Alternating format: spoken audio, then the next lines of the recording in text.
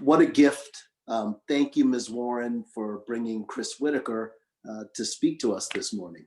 Chris Whittaker. Well, thank you so much. That was an extremely kind introduction. I should have you rewrite my bio. That was so nice of you to spend all that time with my music. That means a lot to me. Thank you. Well, good morning, everyone. It's my great pleasure to be with you this morning. If you hear a little bit of noise outside of my window, they're tearing up the road, I think, today. So forgive me if you hear a little bit of a chainsaw sound. It's been going on and off. It's so good to be with you this morning and share this this time on your Friday series. It's been a really exciting week, and I'm sure there's lots of other things to talk about, but today we'll focus on music and conducting. So a little bit about myself. As I've already said, I direct the Washington Heights Chamber Orchestra. I'm one of the founders of the orchestra that performs free and low-cost concerts in the neighborhood up here in Washington Heights. I'm also the music director at Fort Washington Collegiate Church, which is just up at 181st Street, where I direct a couple of choirs. We have a community choir and our Joyful Voices volunteer choir. That was some of the video that I sent you. You saw what we've been doing during the pandemic.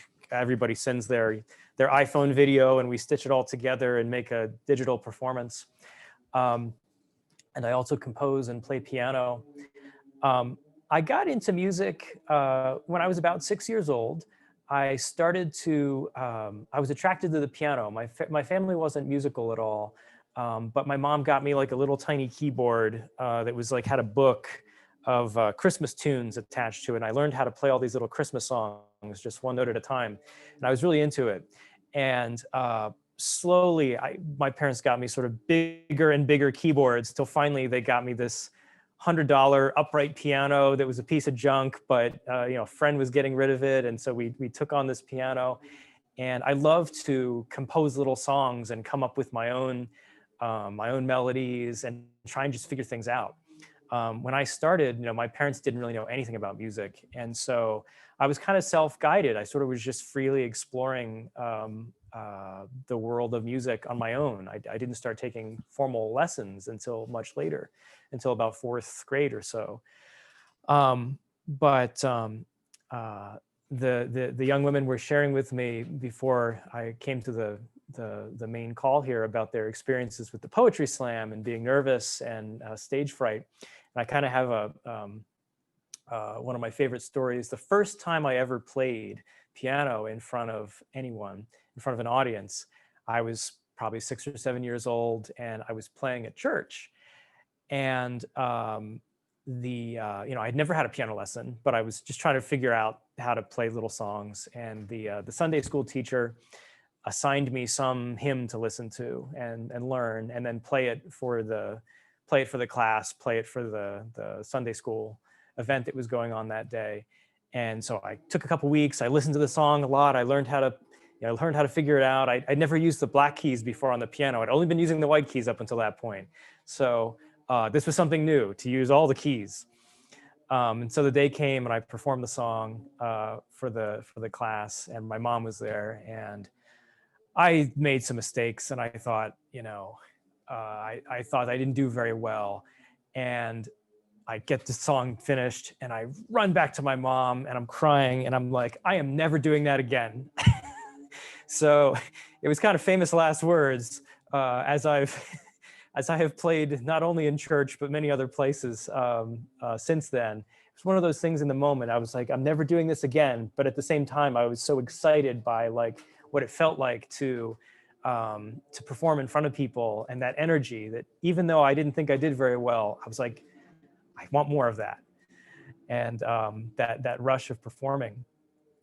So when I was a little bit younger than some of you, I had the opportunity to get involved in my school band, and I played trombone, and I ended up one of my first really formidable musical experiences was getting the chance to write a song for our fourth grade band, and the teacher actually let me conduct it. and let me conduct the performance of the school band. And from then on, I wanted to be involved in conducting as well. And I knew that I didn't know how I would make any kind of career in music, but from a pretty young age, I knew that I wanted to be a composer and a conductor and performer somehow, even though it just seemed very far off. And how do you even do that, right? My parents, again, didn't really know anything about music. They didn't know how to get, what teachers to go to or what concerts to go to. But the more I got into it, one of the things about my story, and I think about a lot of people's story, is that I got help. I got help from outside of my family.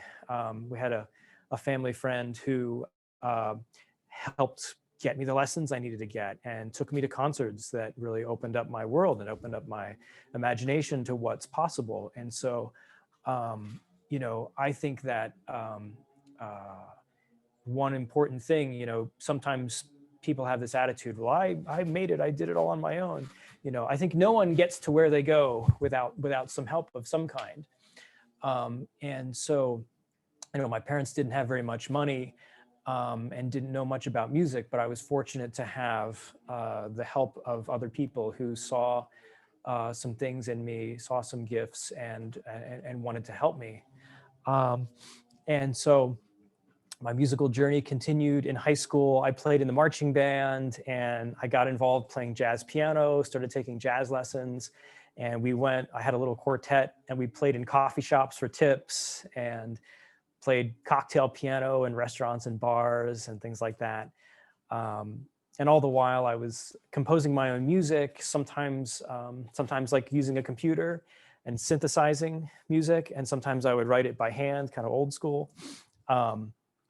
And so all along, I knew that I wanted to somehow pursue music.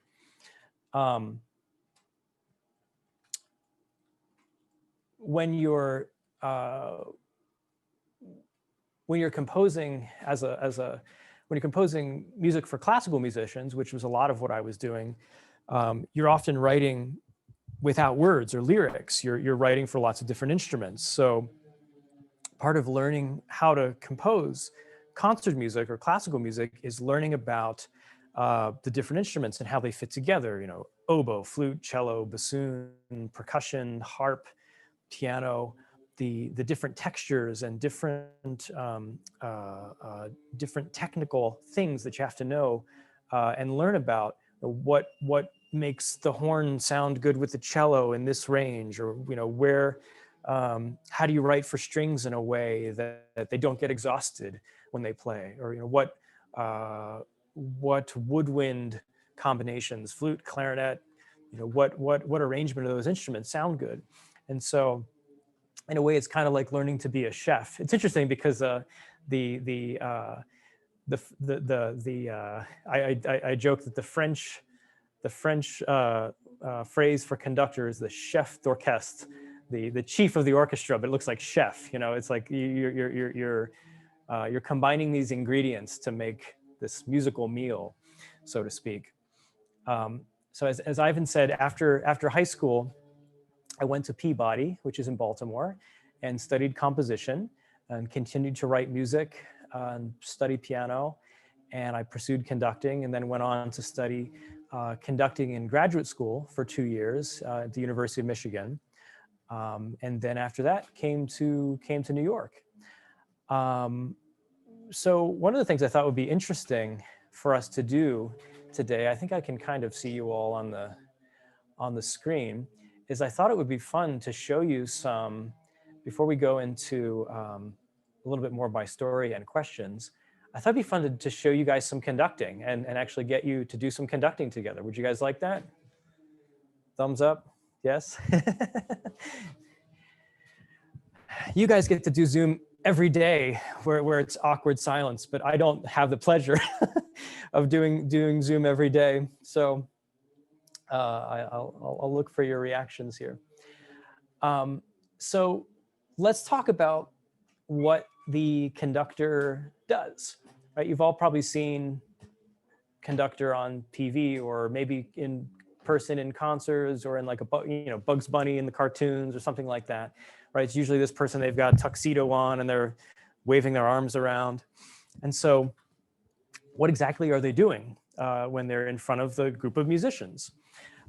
So the conductor is the leader of the ensemble, and they're showing the musicians how to play, right? Every individual musician has sheet music in front of them, the trumpet, trombone, percussionist, keyboard player, whatever. They have the music, so they know what they're supposed to play.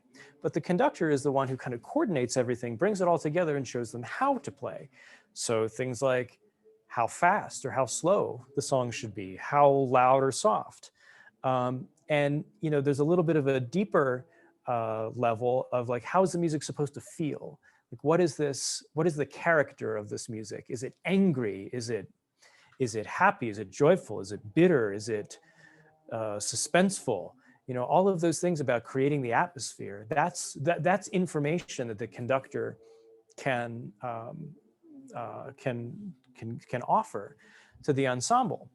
So the one interesting thing about the conductor that sometimes it seems a little counterintuitive, but the conductor is ultimately responsible for the music and how it comes out. But the conductor actually doesn't make a sound, right?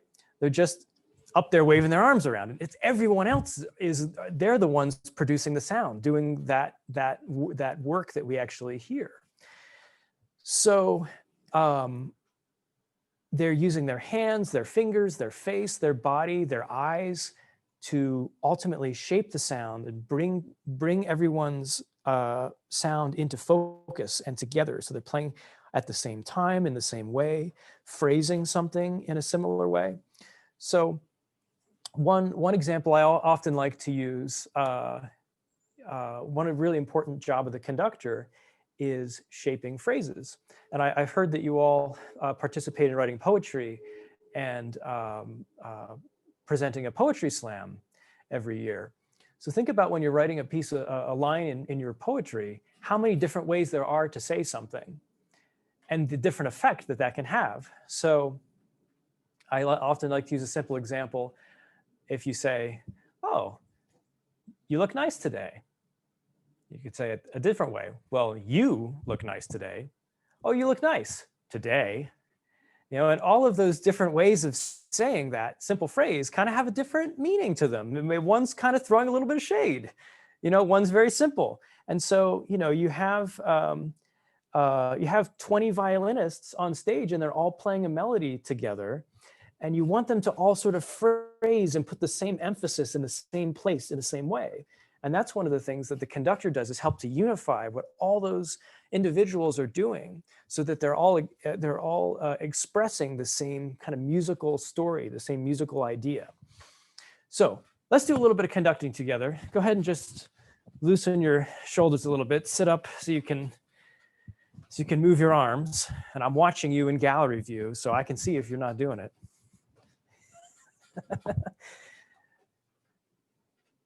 So I'll zoom back here. So I want you to put your arms out in front of you like you're sitting at a table, or like you're sitting at a piano, like you're gonna brush the table, okay? And so one of the most fundamental elements of conducting is showing where the beat is, right?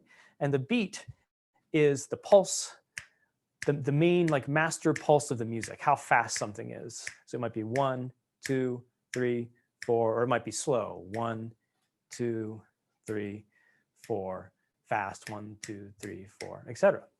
So the way that we show the beat is it's simply hitting that table, kind of like sort of a breathe in and breathe out. So watch this. It's if I'm showing the beat, tick, tick, tick, tick. And so where the beat is, I hope it's okay on Zoom here with the latency, but the beat 1, 1, 1, 1 is here at the bottom of the gesture. So you're sort of letting your arm fall down. And I think it's helpful to think about, oh, this is actually kind of cool, and it might relate to this is an example I use sometimes. So I'm going to use my phone. It's an iPhone 6, so I'm going to throw it up in the air, and if it breaks, it's not that important because it's an old iPhone. So when I catch the phone, I want you all to say ta. Right? So our eyes, ta. Because we live on planet Earth and gravity is, anybody know, 9.82 meters squared per second. Have you guys gotten to that in science yet?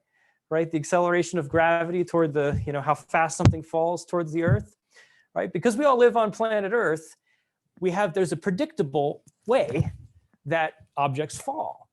And so one of the ways that the orchestra or the ensemble understands the beat is our hands are falling at a predictable rate. So everybody say ta with me. Ta, ta, ta, ta, ta, ta. Now, watch this. If I try to control it and I don't let gravity take over, say ta. It's not predictable, right? So the idea when you're conducting is to let gravity do a lot of the work, and you're just kind of springing back up, almost like you're jumping or bouncing a basketball. So everybody try it with me. With both hands, I just want you to blow out at the bottom of the beat.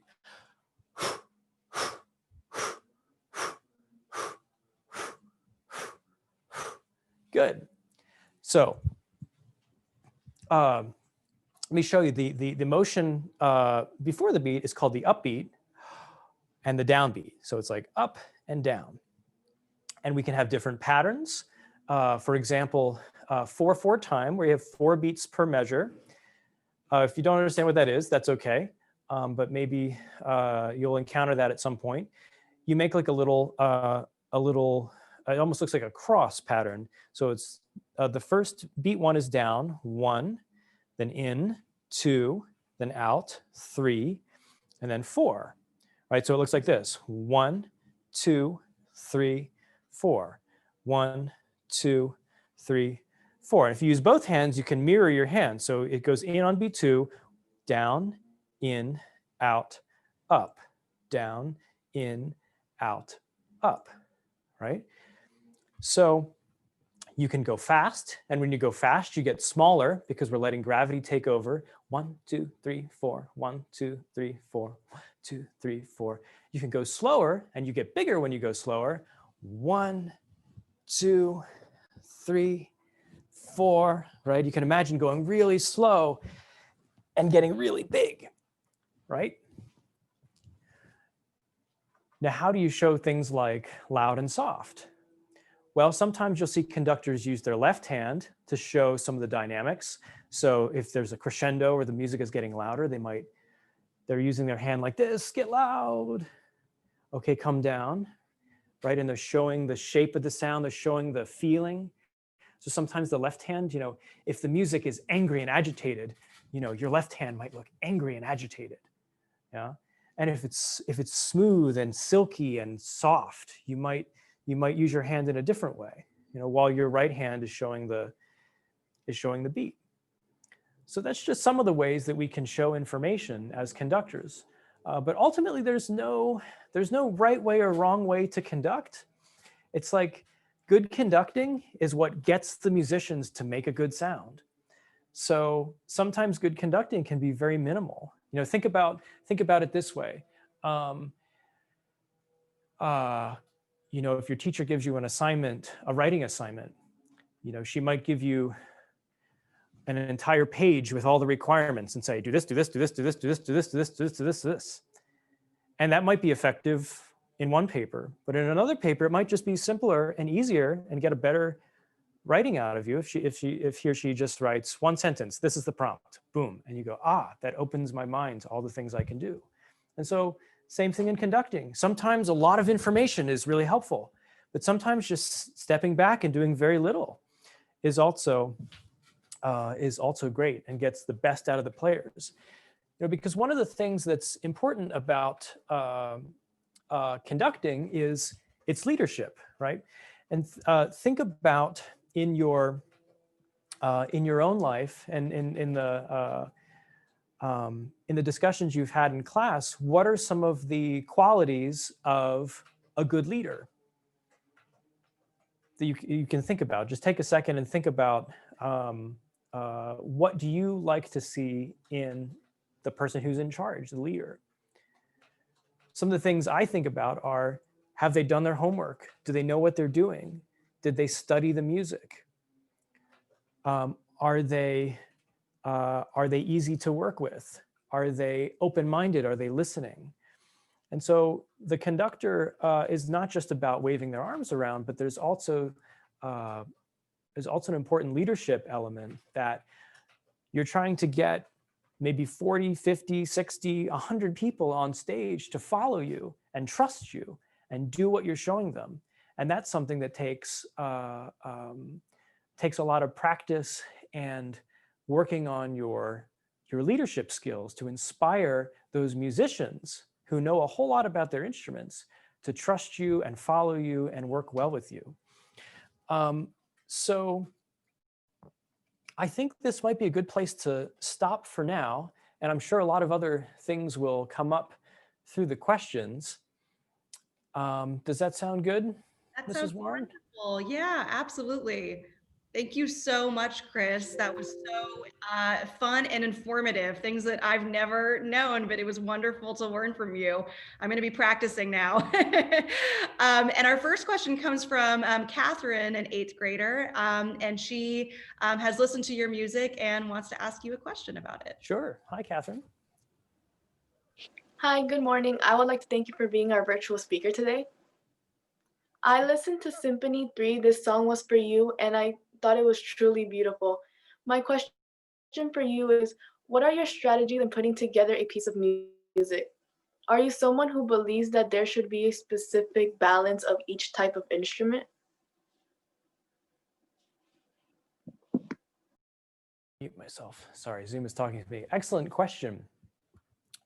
So the great thing about being a composer in our time right now is that think about how many different kinds of music are out there on the radio, on Spotify.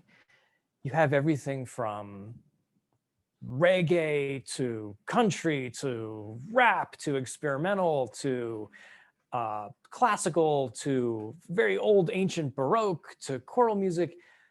Anything with computers and synthesizers in our time, almost any sound that you have in your head, there's a way to make it happen with a computer. And so the really amazing thing about being a composer right now is really the limit is your imagination. Whereas a couple hundred years ago, the instruments of the orchestra were the instruments you had to work with, unless you were going to invent a new instrument, which occasionally composers did. The great composer Gustav Mahler, he expanded the range of the tuba at one point because the tuba note didn't get low enough for a piece he was writing. And so that's how the instruments progressed. It was when a composer was like, I got this idea, but there's no instrument that makes it. Right? And so in our time, one of the amazing opportunities and challenges is that you have so many options of what to choose, what instruments to use when you write. And so when I wrote that movement of the symphony that you heard, which thank you so much for listening to that, I chose to write that piece in a more traditional orchestration, we call it. I chose to use the traditional instruments of the orchestra, and that was my way of kind of limiting myself. There's a quote, I'm not sure who it's by, but the effect of it is that sometimes it's through, sometimes we find freedom by putting limits on ourselves. And so one of the important things as an artist, no matter what kind of art you're doing, is choosing your medium, choosing your instruments, choosing your colors, choosing your palette, all of those things. As you put those limits on yourself, it actually helps to open yourself up more creatively. So in that case, I chose that traditional arrangement of instruments, the symphony orchestra, as kind of my color palette. But as composers today, we have people writing music on their iPhones, you know, we're using electronic sounds, and that's their palette. That's their limit that they've chosen to use. So I find the traditional orchestra a very beautiful arrangement. But like I said, that's the interesting thing about composing is, you know, if you have a computer and some training in how to create a synthesizer, almost any sound that you could imagine in your head, you could make that sound. When I was in when I was in college, we had an electronic music department, and some of the people, one time we had a recital where one of the students had recorded a toilet flush, and they slowed it down like 100 times. And for like 6 minutes, we listened to the sound of this toilet flush just slowed down. You know, slowed down so much. And you heard like the weird overtones, and it sounded really spacey. But in that case, that was their artistic vision. So it's, you know, anything is really possible is the point. Thank you. I hope I answered your question. Oh, here's my cat. Oh, hi. Absolutely. Thank you so much, Chris. Our next question comes from Vanessa. And she's here at school. You might notice some of our students are at home, some are here at school with us. And she's curious to ask about your role as a music director. Go ahead, Vanessa. Hi, good morning. I read in your bio that you are the music director of the Washington Heights Chamber Orchestra. So my question for you is, what are some of the main responsibilities of a music director? That's a great question. So first, the music director conducts the orchestra, and they are often responsible for picking the music, which is a big responsibility. You know, as an audience member, when you're deciding what concert you want to go to, what you want to hear, one of the ways you decide often in classical music, you say, well, what music are they playing? I want to go hear some Beethoven. Where can I hear some Beethoven this week? Or I want to hear a new piece of new music. And so, like I talked about the conductor being like the chef, you know, putting a couple of pieces together and making kind of a satisfying meal. That's for your audience member. That's a big responsibility of the conductor. You can kind of think, if you go to a restaurant and all they serve is lasagna and ice cream, yeah, maybe you'd go once, but that's not really a restaurant you want to go to again and again. I mean, I hope it's really good lasagna and really good ice cream. I don't know, maybe in middle school, that's like, oh, it's cool, thumbs up. But, you know, eating the same thing over and over and over again, eventually you're going to get sick of it. And so as a music director, you're preparing that meal for people when they come to the concert. You know, what pieces are going to sound good together. Maybe you hear a really fast, exciting piece, and then you hear a slow, reflective, sad piece. And then you hear something new you've maybe never heard before. And then you hear something old that you've heard 5 times. And you're like, wow, I love to hear how they did that Mozart. That was great. I love that piece, right? And so that's a big part of the responsibility of a music director. Especially today, the music director is kind of the public face of the organization, and they do a lot of fundraising.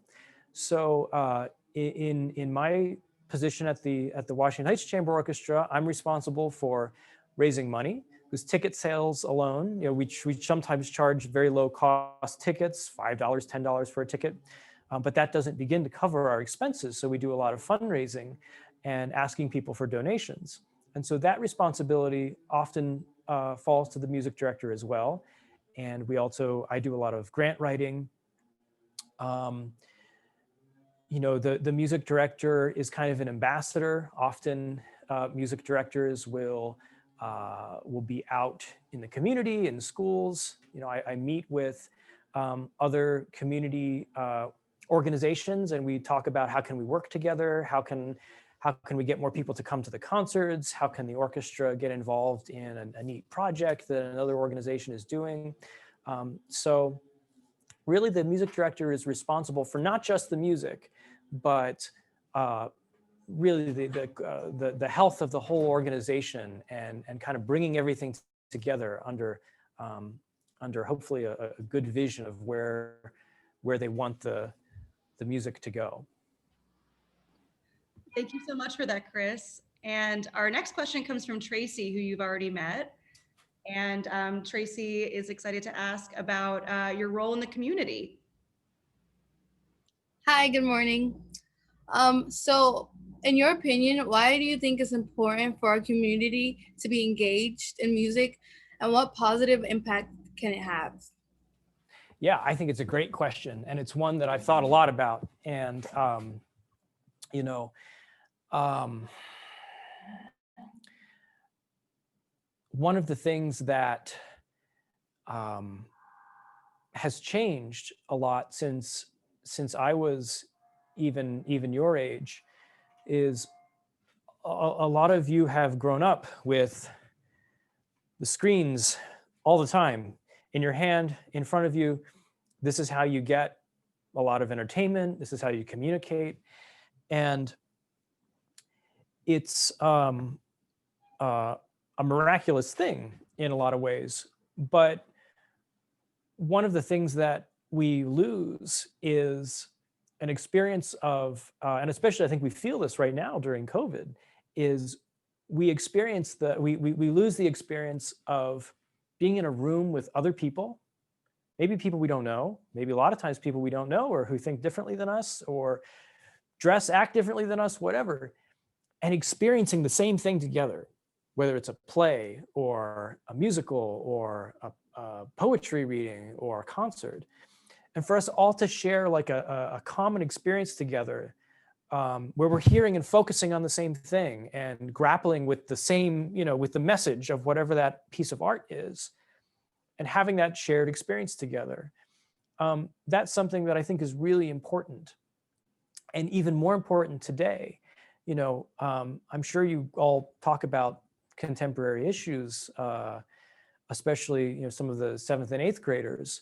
But one of the things that has led to our society, in my opinion, being rather fractured is people are kind of all in their own little silos, right? They're all in their own little world. They get the information that they want from their screen, and they don't have to go out and engage with other people and art that might challenge them, And so one of the things that is important in our neighborhood in Washington Heights, there's a historic divide between, we sometimes call it east and west of Broadway.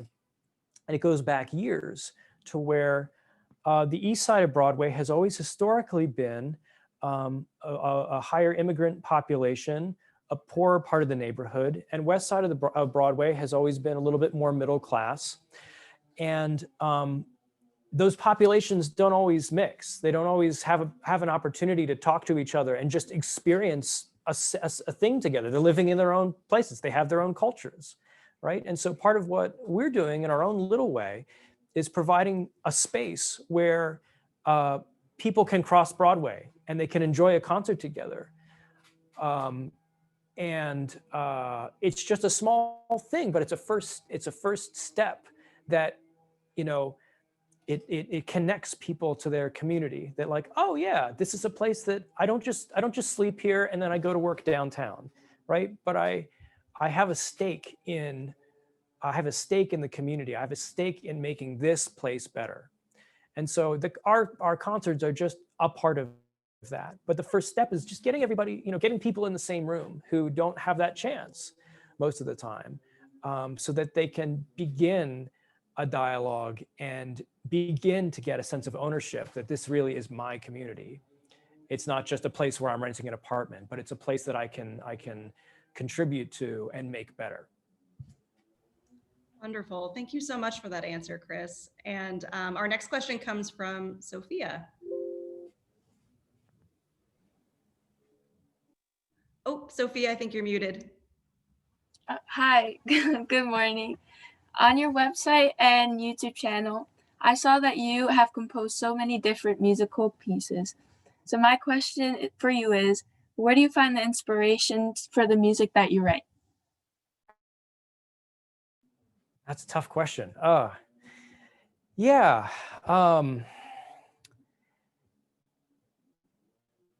It's sometimes a piece of music will just start with a little melody, a little like 3 or 4 notes. I'll be sort of improvising at the piano and kind of hear something and say, oh, that's cool. What can I do with that?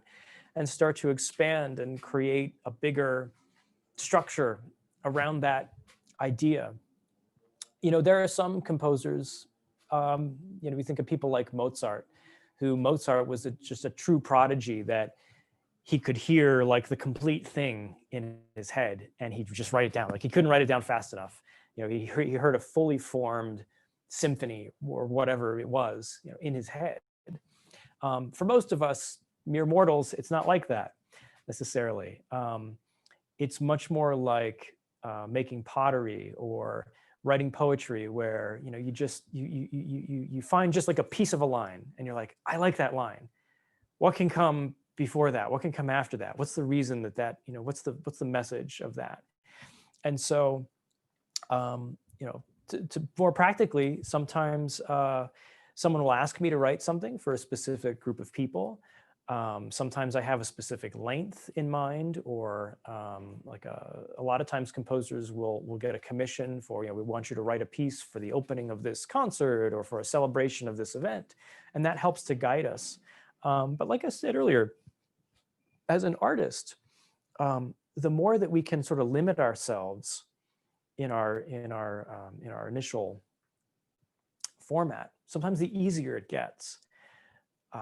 You can imagine a completely chaotic piece where you had every instrument and every style and every mood. That would be impossible to make. But if you say, okay, it's going to be a jazz piece with bass and drums and piano, it's going to be in a very reflective mood. I'm going to write it in the key of F minor, and it's going to be about 6 minutes.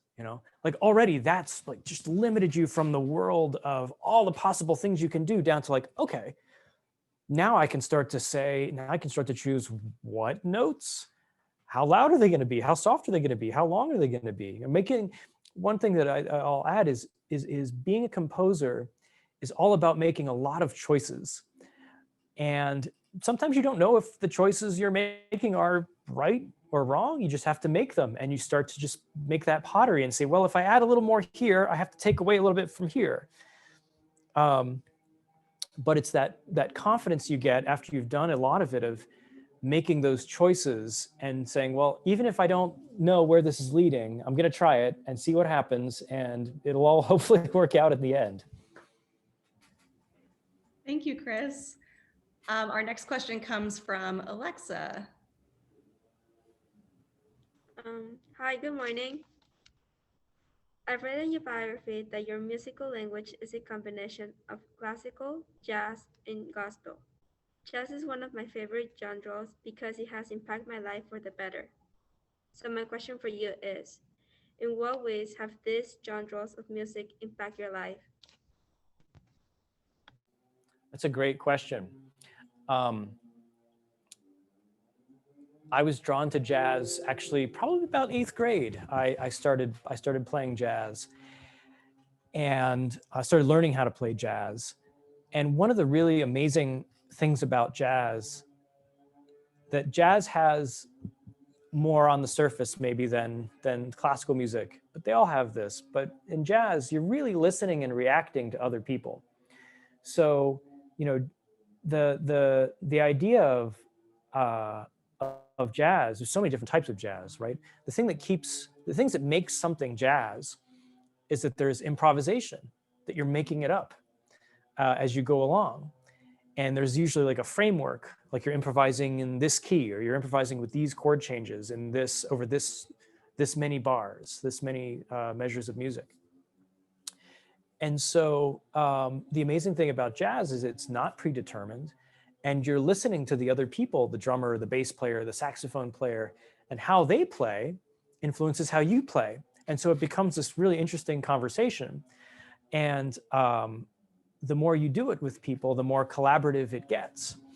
And so I think that's been a big influence on me, is that collaborative spirit and that active listening.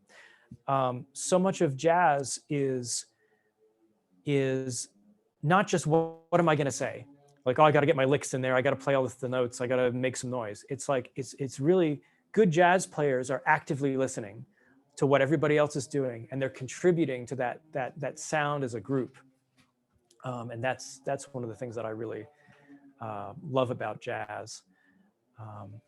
So I hope that answers your question. Absolutely. Thank you so much. Chris, we want to be mindful of your time. Do you have time for about 2 more questions? Oh yeah, I mean, I can absolutely go till noon. No problem. Let's see. Yeah, let's see if we can get 2 or 3 more in. Our next question comes from Alan, and he has a question about how you've been working in the pandemic. Hi, my question for you is, has the pandemic impacted the ways in which you conduct concerts? How has the orchestra adapted to performing during these times? That's a great question. I wish I had a more positive answer for you, because the orchestra has been hibernating a bit. As I was saying to your fellow students before the group meeting, choir singing, group concerts, bringing people together for performance, they're just about the most dangerous things you can do right now during the pandemic, unfortunately. So my choirs haven't been able to sing in person. The orchestra hasn't been able to play. Our last concert was February 7th, I think, of last year that we had, and we've postponed and canceled concerts. We do have some plans going forward where we're working on a digital streaming recital series where we're just going to have solo instruments and small groups of instruments that we release online concerts. And we're looking to do some pop-up concerts in parks and in public spaces as soon as the weather gets warmer. You may have seen, it's actually kind of cool, the New York Philharmonic has this, they basically got a pickup truck and they painted it with their logo. It's called the Bandwagon. And they take it around to different parks and public spots all over the city, all over every borough. And they'll have a string quartet or a trio in the back of this truck. They hop out of the truck, they play for 45 minutes on the street, they hop back in the truck and they go. It's almost like they're busking in the park or on the subway. And so we're going to be doing something similar to that, where we have small groups of 2, 3, 4 musicians wearing masks, playing outside around Washington Heights. One of the things I've been fortunate to do during the pandemic is I've been able to do a lot of video editing. And so I've been able to contribute that way with the church choirs. As you saw on the list of recordings that I sent, someone mentioned something from the church that I had sent earlier. Basically creating click tracks that everybody else is recording to, and then I mix it together to create like a virtual performance. So I've done a lot of that and been very fortunate to have the technology basically to keep that part of the music going.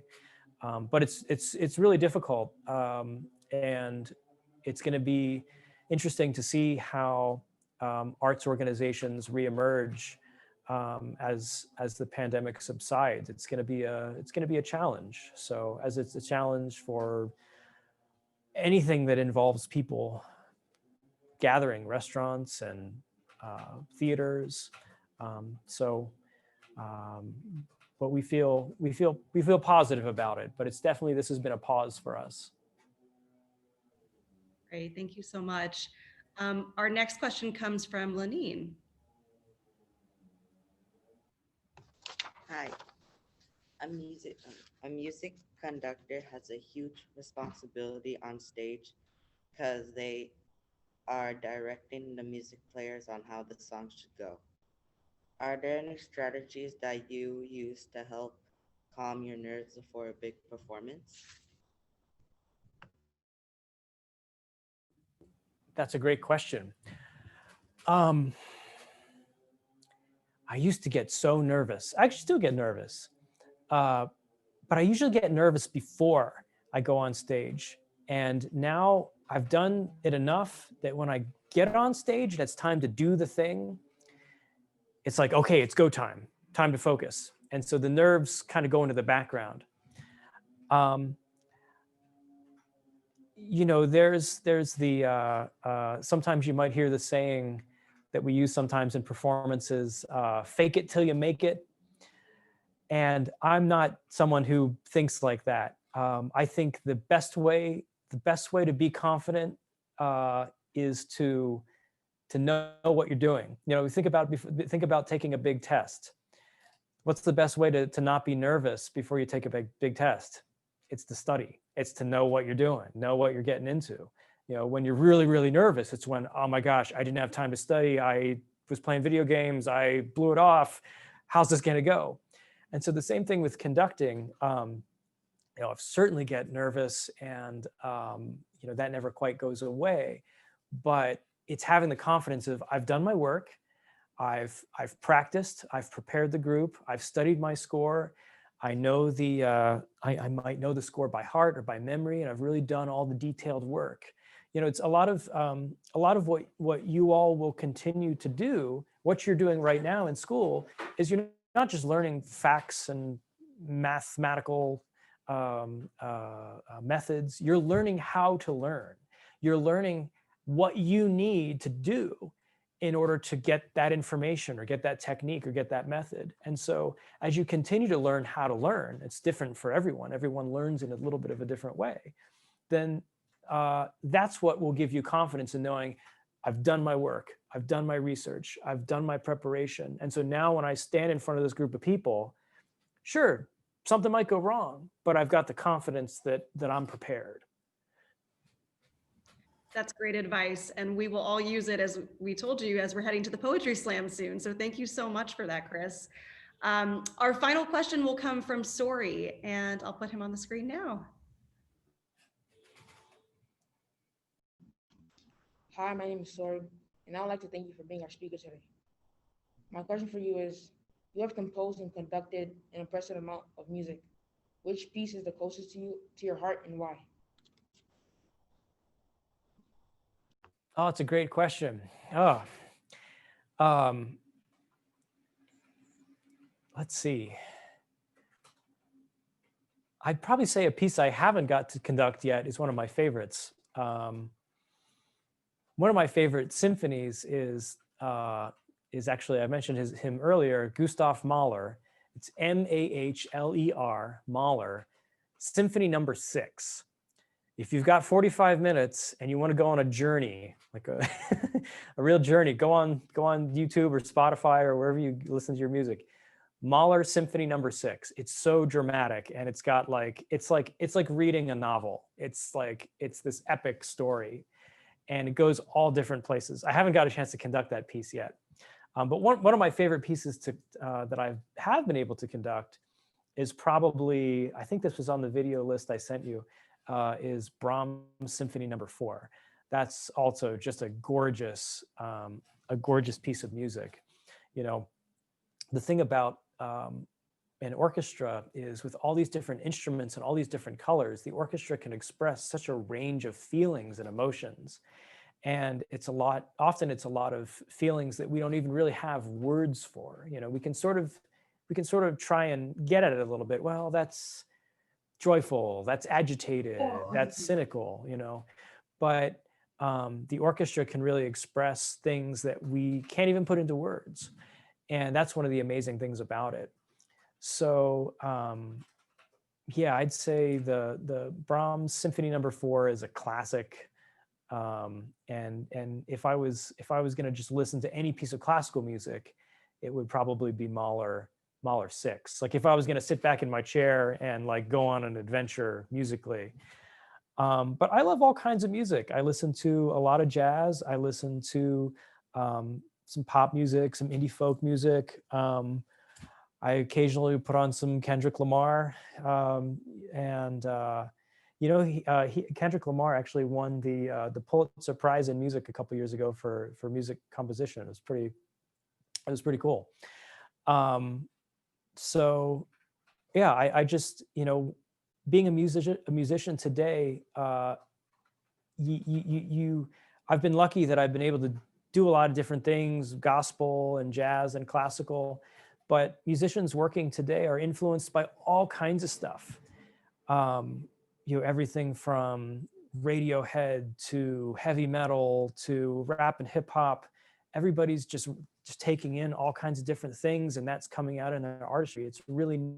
You know, when you think about classical music, you might think about like, you know, old guys wearing wigs, you know, going like that's not the, you know, the world of classical music. And what people are writing now is so exciting and so interesting. People are just doing all kinds of stuff, and it's there's a world of new music out there that I've barely begun to explore, but there's so much to know and so much to explore.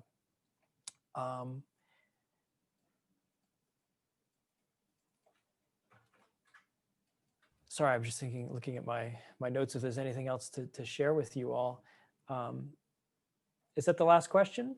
That's our last question, but we thank you so much. We wish we had all day to ask you questions. I know I've learned so much from listening to you. What we'll do is Tracy will lead us once again in a moment of silence to take in everything that you shared this morning, and then Ivan will offer some last remarks. Awesome. Well, thank you so much, everyone, for your attention this morning. I'm so impressed and delighted with all of your amazing questions and all the work that you guys are doing at the East Harlem School. So keep it up, hang in there. Hopefully pandemic will be over soon, and you can get back to being together and making music and poetry and everything you're doing. Absolutely. Thank you so much.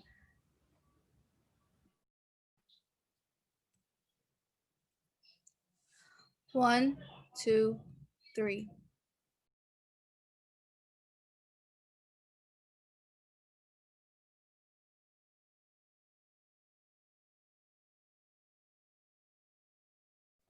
One, two, three.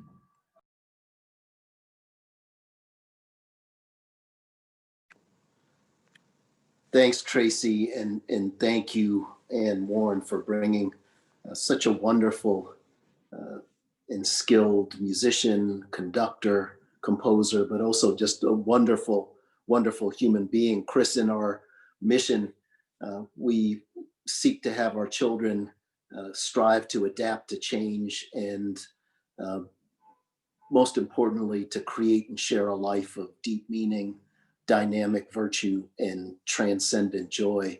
And you've met that highest of standards that all of us are trying to strive for in our work and as students. And you did it, you're doing it in your unique way. I mean, it is, you explain things very beautifully and clearly, and still it is just quite mystical and magical, your life and your compositions and in your performance.